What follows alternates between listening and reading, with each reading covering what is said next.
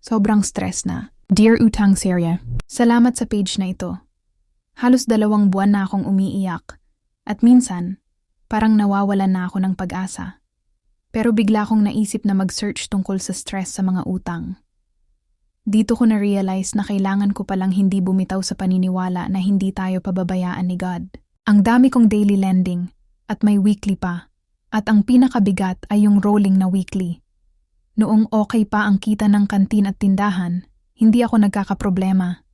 Pero nang tumumal na, doon na nagsimula ang mga benta ko na napupunta sa bayad sa utang hanggang sa naubos pati puhunan. Tumigil muna ako kasi wala nang puhunan para makabawi.